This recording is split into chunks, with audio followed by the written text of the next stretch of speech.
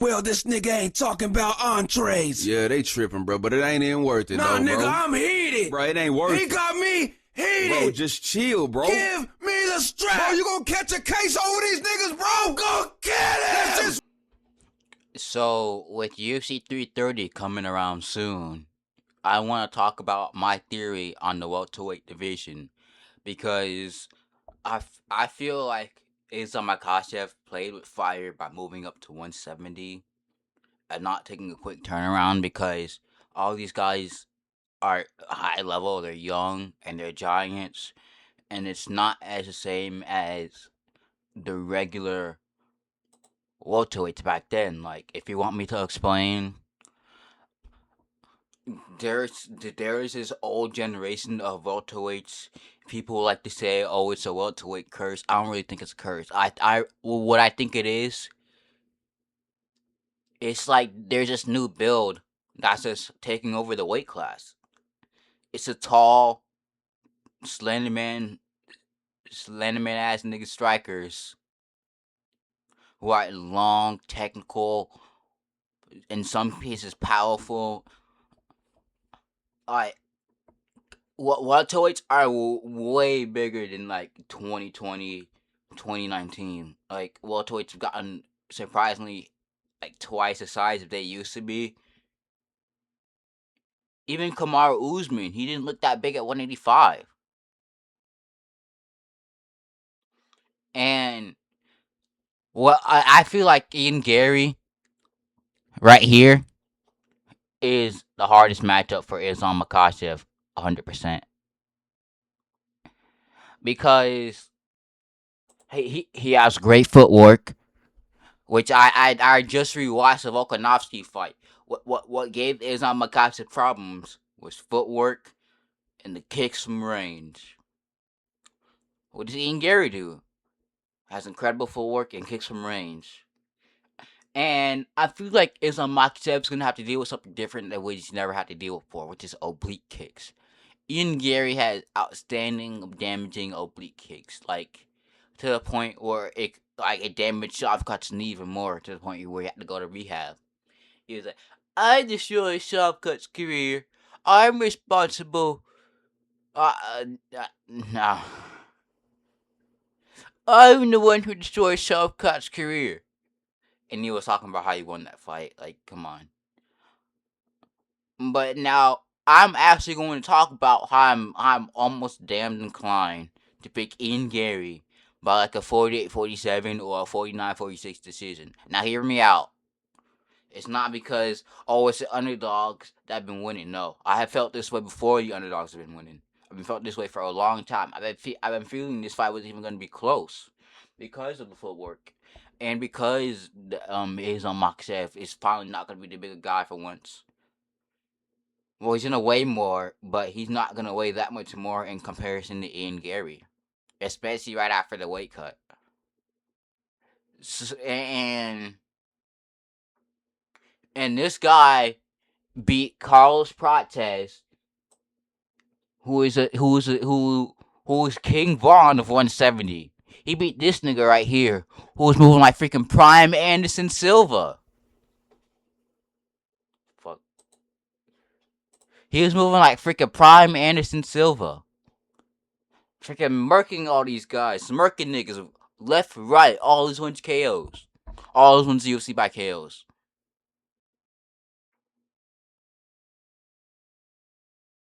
Like, his only loss in the UFC is to Ian Gary. Yeah, see Ian Gary. And there was a 48-47 to which Prates was building in the last 2 rounds. Because this was very short notice, I believe. And I'm actually going to talk about the Shavkat fight. Because what actually scares me for Islam Makhachev is how he was fading in round 4 and 5 in the Volkanovski fight. Or they had to put pace push on him and he had to actually try to close the distance. Because Islam Makhachev, he's really good at just being backwards, throwing check left hooks, and like that's how he set up his takedowns. He uses level feints, and he's really gotten the back foot. But as we've seen recently, he's not good at closing the distance at all, like at all. And we see his striking closing distance isn't the best, so he's gonna have to fight differently against Ian Gary, because unlike Islam Makhachev, Ian Gary isn't going to engage with him. He's just not going to. He lost close fight with Shavkat Rakhmonov, which he almost had Shavkat Rakhmonov in a rear naked choke, by the way, in the 5th round. Yeah, in the 5th round, he almost took Shavkat out of there. And please, can we stop the Ian Gary disrespect, please? Like, I know he used to speak wild, this nigga used to be a cuck. Yes, I know that. But and even in the protest fight, like even in protest versus ADM, a lot of people were disrespecting Ian Gary, which was ridiculous. Because for 3 rounds straight, Ian Gary made protest look like a fool, but goes out there and destroys JDM. But then protest goes out there and destroys JDM. You know what I mean? Ian Gary's just that good, okay? Please, just stop the disrespect, please. Nigga, please. It's like, people were saying before the Project JDM fight, they were saying, oh, you think a nigga that lost to Ian Gary is going to beat JDM? Nigga, yeah! Styles make fights, nigga. How many times have we not learned this? Styles make fights. So this is why I believe, since Ian Gary has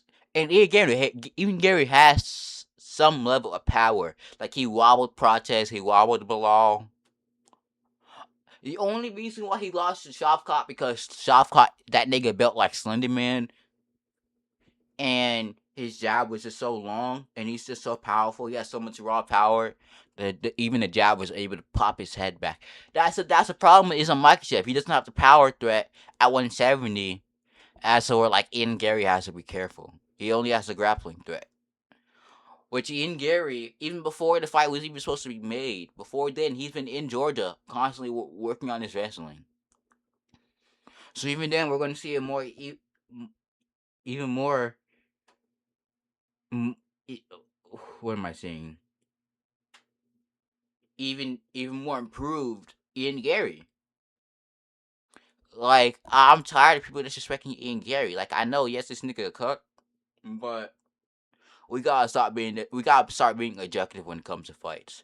I seriously think as long as it's on the feet, Ian Gary could dominate. Yes, dominate. And I hate to say that because Ian Gary, he is a little bit annoying. He is cringe, but he's just that good. He's just that good to where you can't ignore it anymore. And yeah, I'm scared. I'm to the point where I'm scared for Islam. Like, I'm low key kind of scared for Islam in this. Like, even though Ian Gary doesn't finish that much people, because the size difference, I could even see Islam getting finished late. Because he faded late in the Volkanovski fight. Like, I'm dead serious. I could dead serious can see him get finished like with a high kick or like a check left hook or something. Because Ian Gary has a much longer reach.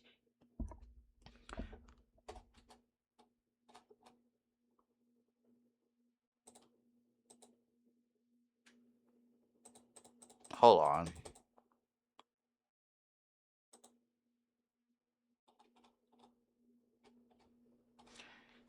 Like, it is on Makhachev. It is on Makhachev. It's on Makachev's gonna have to deal with some things he's never dealt with before. With this matchup, it's not like JDM. JDM catfished off that freaking 5'11" listing when he was the same size as Islam. Like, yeah, and Moicano was giving him trouble with the striking. He was giving him trouble with the jab, and Poirier was giving him trouble with the jab, which is really gonna help Ian Gary here. It's really gonna help Ian Gary, I'm telling you. Ian Gary loves those jabs from the outside. He's gonna use that to ping Islam Makhav's face and nose up. Ian Gary is happy just on the outside pecking at you from range. We've seen this multiple times already, my nigga. We've seen this multiple times. Like, Ian Gary has the ability to make a fight boring. But he actually does. He's been improving on getting into the pocket. What scares me about Islam is his reach disadvantage. If I can see it over here, I can't see his reach advantage. I'm gonna have to go to events real quick. And then what scares me is the reach disadvantage here, because and a leg reach disadvantage, because Ian Gary loves those kicks. He does. Look, he has a 4-inch reach advantage on him. That's a lot of inches. Pause. Nigga, pause. But you know what I mean. He has a whole bunch of reach on him. Like 4 inches might not seem a lot, but in the fight it's a lot. And Ian Gary's much taller. That's what I'm saying. Islam Makhachev's gonna have to close the distance. And I really don't see Islam Makhachev stepping in with like overhands. Like if you like, the one thing I can see Islam Makhachev benefiting from is like, one thing that Ian Gary has tendency to do is lean way back when you're throwing overhand. So if Islam throws a bunch of overhands, you could get to the hips and get him down. But we've seen this pattern of like people going up from lower weight classes, biting up too much they could chew on their first defense. Like Taporia, for example, Chimaev. And what was the common denominator? Those guys were bigger than them that could match their skill set. So I really think Islam Makhachev may be on the cusp of losing greatness and losing his 16-fight win streak on August 15th. Which is crazy to think about. Because Ian Gary's the type of guy to lose a fucking no-knee Shavkat or practice in a rematch for beat fucking Islam Makhachev 9 out of 10 times. Like, you nigga, you know, like, that's a weird thing. It's because welterweight is so stacked. Like, you know, if Ian Gary wins, the belt may get traded around between Prates and Ian Gary. I'm not sure if Marathas can win the belt. Unless his striking gets cleaner, he cannot win the belt. His striking's too goofy. Yeah, 6'3" to 5'10". And Shavkat could barely take him down. He only got like 2 takedowns, and he was only taken out for like a few seconds. Ian Gary is really good at defending against the fence. That's almost where he's best at, and whereas Islam Makhachev do his best work up against the fence. So I really think this could be a tough puzzle for Islam Makhachev. Even Khabib said that. I think this will be, Ian Gary will give Islam Makhachev a real run for his money here on August 15th. And like, he has had to deal with way stronger welterweights, so I feel like once Islam Makhachev has to take him down, it won't feel as strong as like the 170ers, like Shavkat Rakhmonov, Carlos Prates, Michael Morales, Bilal Muhammad. Like, you see what I mean?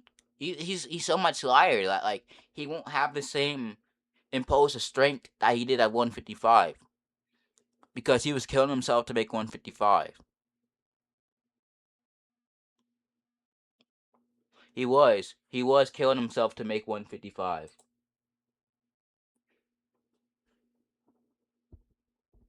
So I'm scared for Islam here. Like, I could see him losing a decision, like a like a like a close or comfortable decision. Or I could also see him getting finished with like a high kick or like a check left hook, like I said, or like a straight. Like, I can see that happening because Ian Gary's so much bigger. He has a little bit more power, like I said before. He wobbled Protest. He was clipping Shavkat Rakhmonov. He was wobbling Bilal in some exchanges. He knocked out freaking, what is his name, Jordan Williams, and he freaking, who else did he knock out? He knocked out someone else. Yeah, Zhang Kanan. And which also about diversity in that fight, which I like. In the Shavkat Rakhmonov, more specifically in the Zhang Kanan fight, Ian Gary got dropped, came back, and knocked him out. So Ian Gary has the ability to battle through adversity. Like, he has that confidence and mentality in him to stay in the fight when things get tough. So yeah, this is gonna be Izan Makhachev's real first test at welterweight, and I believe that 100%.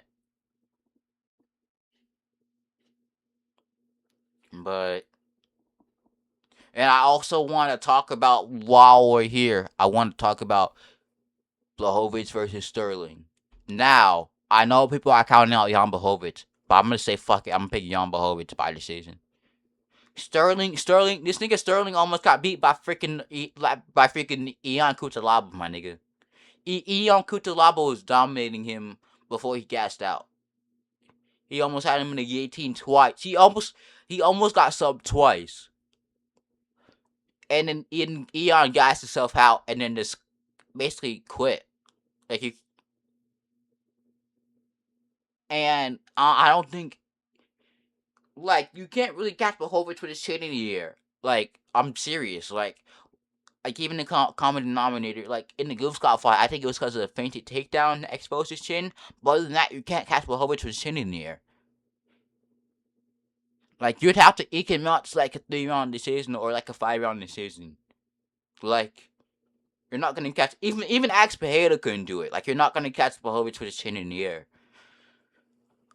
So I don't think Sterling's gonna knock out Jan Blachowicz, because you're not gonna catch Blachowicz with his chin in the air, and I don't think he has the same power threat of like a Bogdan Guskov, or like a Volkan Ozdemir, or a Carlos Olberg, Alex Pereira. Like, he doesn't have the same power threat as those guys. Ion Cutelaba is faking wobbling like he did in the first Ankalaev fight. So nigga. Did this nigga just say I'm finna pick Jan Blachowicz by 29-28 decision, but crafty 29-28 decision. I don't think Sterling has a power threat. Yes, he's good, he's young, but he's not at that level yet to where he could fight number 4 fucking ranked Jan Blachowicz. Like, nigga, no way. He just got to the UFC 2 fights ago. He only has one finish. We had to finish the absolute fucking can in Bruno Lopez, and I believe he had to finish him after breaking him down in the 3rd round, I believe. I'm not sure. I gotta look it up, bro. Let me look it up really quickly. No, it was the 2nd round. But yeah, that was his only finish before the Kutalab fight. And you really expect me to believe that this guy could finish Jan Blachowicz, who has shown us previously that he battled through adversity multiple times. In in in in the Bogan Guskov fight, he was on the verge of getting tainated twice, and he managed to drop Guskov and steal that round for him. He arguably won that fight, but it was a rightful draw. But still, in some people's minds, he arguably won that fight. Like, he was on the verge of getting tainated like twice. He was on the ground for majority round 2, getting beat on with elbows. He was defending well. Like, Blachowicz has the ability, and in the Ankalaev fight, like, he was getting knocked down, I believe, and still managed to find a way to compromise Ankalaev's legs. And he arguably won the Pereira fight. The Pereira fight. He arguably won that. So,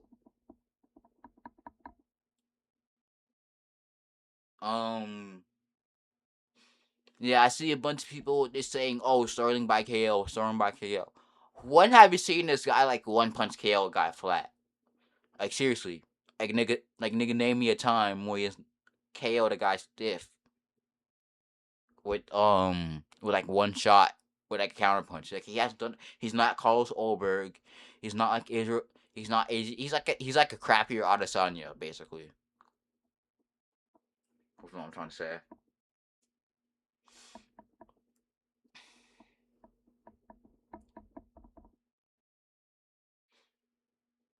And in the Kuchalaba fight, he was on the verge of getting tanated in the first round. Like,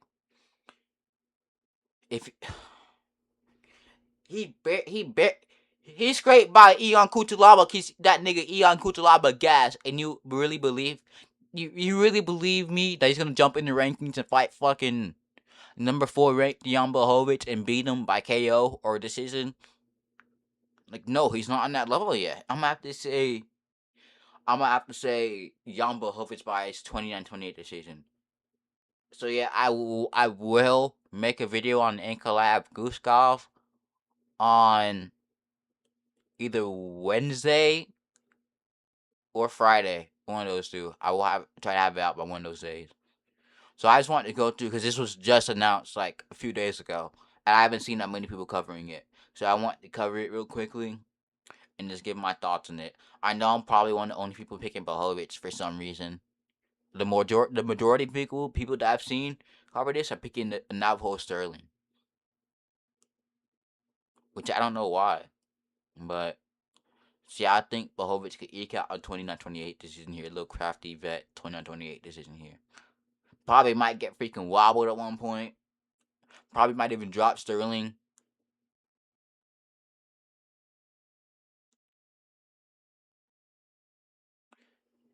But I feel comfortable saying that Jan Blachowicz is going to win comfortably here. So yeah, I'll see you guys on either Wednesday or Friday.